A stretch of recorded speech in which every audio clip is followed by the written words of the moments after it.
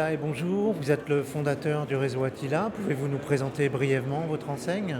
Bonjour, oui, alors l'enseigne Attila est dans le domaine du bâtiment, au niveau de la toiture.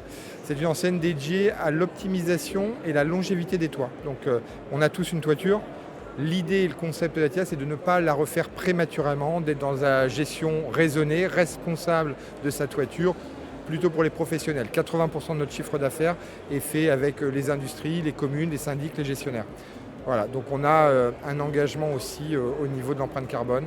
Limitons les réfections prématurées des toitures.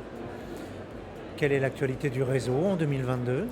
Grosse actualité chez Attila, nous avons ouvert notre propre école de formation qui s'appelle IDE, l'Institut du développement des entrepreneurs, qui forme tous les profils, que ce soit le franchisé, son assistante, son commercial, son technicien, voire son responsable d'agence, sur des modèles de formation étonnamment au-delà du technique, communication positive, commerce, sécurité. Donc c'est une révolution. Les franchisés ont un dispositif qui leur permet de former en illimité tous leurs collaborateurs qui intègrent leur entreprise. Quand estimez-vous qu'un franchisé Attila réussit? Alors c'est une bonne question. Quand est-ce qu'un franchisé Attila réussit? Clairement, quand les équipes sont fidèles autour de lui et qu'elles se sentent bien.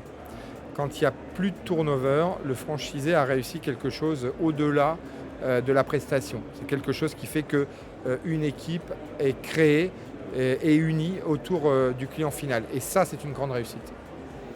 Et quand pensez-vous qu'un franchisé, de son côté, estime avoir réussi? Eh bien, je pense que le franchisé, il n'a jamais le sentiment d'avoir réussi, parce que ça serait inquiétant, moi je pense. Donc souvent, ils ont l'humilité d'être dans l'amélioration continue. Il y a ce côté d'être un peu plus en confiance, d'être un peu plus en tranquillité, parce qu'il y a un portefeuille client, il y a des équipes stables. Mais je ne crois pas qu'un franchisé, un vrai entrepreneur, pense avoir réussi. Il est dans un cheminement d'amélioration continue. Est-ce que votre activité s'est digitalisée au moins en partie ces dernières années? Ah oui, c'est indispensable, on est tous dans la digitalisation. Donc on a digitalisé les techniciens sur leur capacité à distance à déclarer leurs heures, à poser leurs congés, mais pas que, à faire des bilans de toiture. La formation a été digitalisée et c'est franchement encore un chantier pour les 2 prochaines années. Quelle valeur accordez-vous à la satisfaction des clients de votre réseau?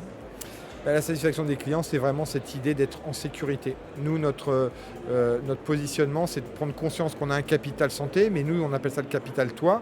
Donc, c'est de sécuriser nos clients sur cette logique de pérennité du capital toit. Donc, notre client, le plus important, c'est qu'ils se disent « avec Attila, je suis en sécurité ».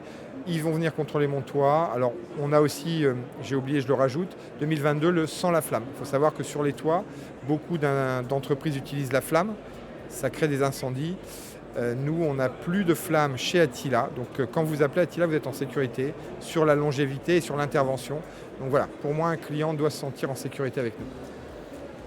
Pour finir, si j'étais un candidat, qu'est-ce que vous pourriez me dire pour me convaincre de rejoindre le réseau Attila? Alors, j'essaierai pas de vous convaincre déjà. J'essaierai de vous challenger sur les raisons qui vous poussent à créer votre entreprise, quels sont votre moteur, en quoi vous allez être inspirant pour vos collaborateurs, qu'est-ce que vous allez impulser. Et puis, je dirais d'aller voir 2 ou 3 enseignes avant de trouver vraiment la meilleure qui nous convienne le plus.